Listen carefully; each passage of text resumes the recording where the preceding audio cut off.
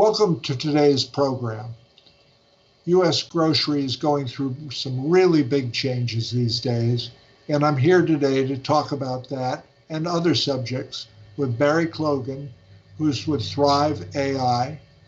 Barry, welcome. Good afternoon, Bill. Pleasure to see you again. Looking forward to our conversation. We're going to have some fun today, talking about a number of questions.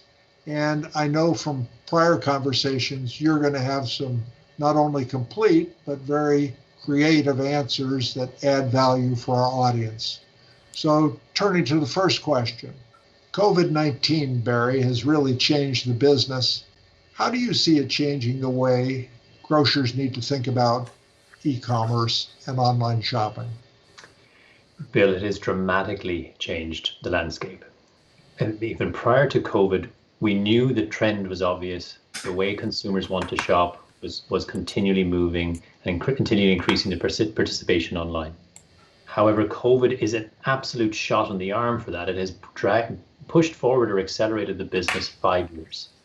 Now, this has to be a major wake-up call for grocers, that if they want to remain relevant, if they want to drive growth in their business, they absolutely have to get on the journey to online. They have to start to build that capability that they need. And it starts with a simple basket around a weekly habitual shop.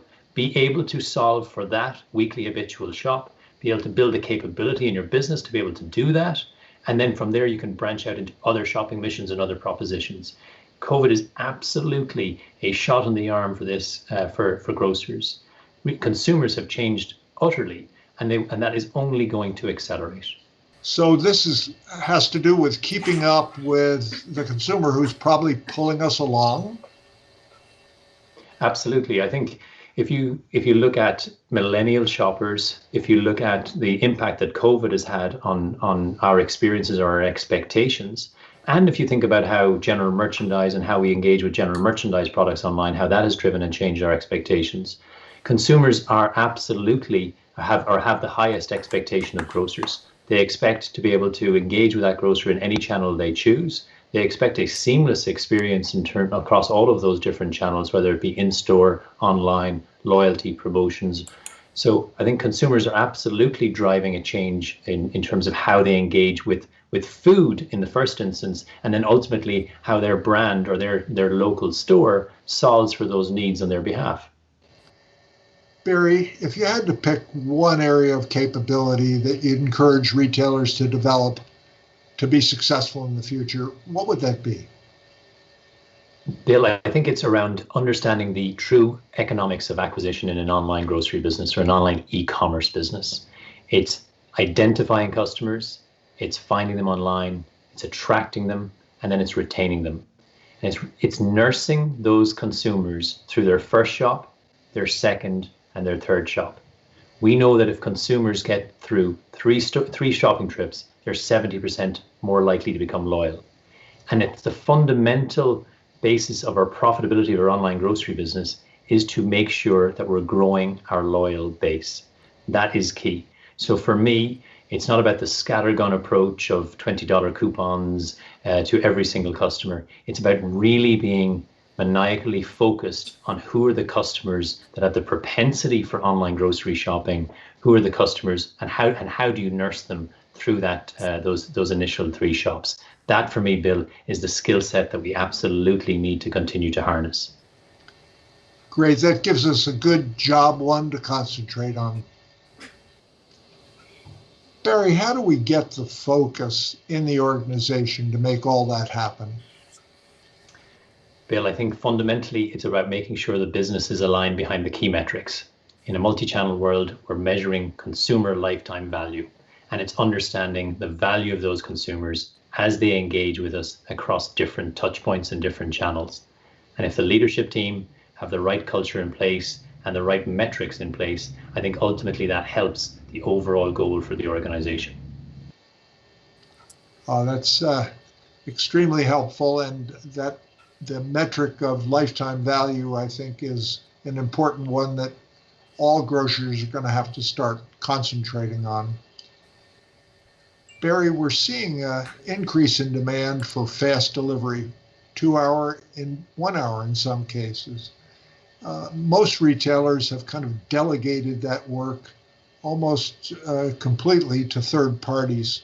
Is that the way this is going to play out over time, or will things change? Bill, I think it's been really interesting to see the different options that have been provided to retailers in that, and the new variety or the variability in that the third parties are offering. So I think it definitely plays a part. But I think first and foremost, you have to ask, what is the strategy around owning the consumer experience? How does the business feel? Do they need to feel that they own that end to end? Do they need to impact and own the doorstep experience as well as the curbside experience? So I think once we've answered that, then I think you break it down and it gets to the next level. For me, it's what are the different shopping missions? And in those different scenarios, I think there is a combination or a value in having different solutions. And fundamentally, it comes down to once you go beyond the shopping mission, I think it comes down to the physical store location, the household density, the household penetration, the catchment area or trading area that you're serving, and the size of that. So there are a number of different factors, and I think it starts with what's the strategy around how we own the consumer experience? What are the different shopping missions, and what are the customers' expectations against those shopping missions, and what is the tiered pricing architecture against them? And then the physical location of those stores and the geography that those stores operate in also has an impact on the fulfillment type or solution that we might put in place. You know, the old saw, retail is detail, obviously applies here as well. That's a lot of detail to think about, and extremely helpful to have it laid out that way. In the early days of COVID, we experienced some real limits of capacity in terms of being able to fulfill online orders. Barry, do you have any thoughts on how we can overcome that problem? Bill, I think the key capability that's needed in each of our individual stores is around the ability to be able to pick multiple orders, the ability to be able to offer capacity in those stores and to be able to pivot to offer that capacity is very important. The efficiency that we drive around picking multiple orders across the same store is imperative if we want to be able to scale our business. And we've seen in COVID where we've had to be able to scale that quite quickly. That capability is incredibly important. And that gives us a very practical point of leverage to expand capacity by the way we run our business. Exactly. Great catch. We're seeing some real aggressive activity from the retail giants. Barry, what does this say in terms of how grocers need to respond to be successful in the future? If we can make sure that we put together a kind of a maniacal focus on ensuring that we're offering a online grocery offer, whether it's curbside or delivery from all our stores, and then we're making sure that that core proposition, that core shopping mission is as efficient as possible, whether it's from the ability to be able to pick across multiple orders, the ability to be able to monetize that site or monetize the traffic, or the ability to be able to manage different delivery partners to be able to control the profitability of your delivery business. I think if we can focus on that and establish a base foundation profitability against that proposition, then retailers have got a really good chance of being successful. From then we can go and we can explore other opportunities and other ways to innovate, other new shopping missions, or that I would regard as sitting on the perimeter of the online grocery basket.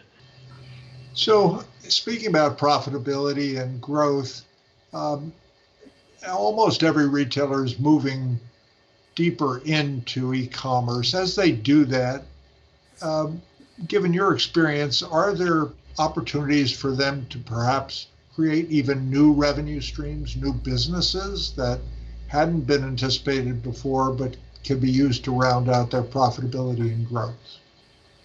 Absolutely, Bill. This is something that I value your input and your opinion on as well. But I see that grocers have always struggled, maybe outside of our current kind of predicament or current pandemic.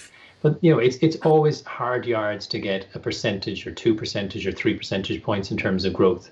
It's a difficult business, and yet we're creating, or online businesses are creating online propositions around food are creating multi-billion-dollar valuations and hundreds of millions of dollars of valuations. That's the entrepreneurship that we need to have in the industry to be able to build these new propositions and see what works. identify customers, mine that data, and identify customers who we think would be willing to sign up to a beer subscription business or a meal kit business, or to be able to buy a fresh produce box on a weekly or monthly basis. There's lots of different shopping missions that we need to be conscious of. The way consumers are engaging with food is changing dramatically, and retailers need to make sure that they're in those spaces rather than being disintermediated. Barry, I very much agree with you. From where we sit, there are lots of opportunities being created today, many of them not by grocery retailers, and there's no reason why, given all the assets that grocery retailers have, that they shouldn't be in that mix and taking advantage of some of that growth. So that's, I think, a wonderful note to end on. I'd like to thank you very much for taking the time today to talk with us, and wish you the best of luck as things go forward. Thank you very much. Appreciate it, Bill. Thank you very much. It's always a pleasure. Same here. Goodbye, everyone.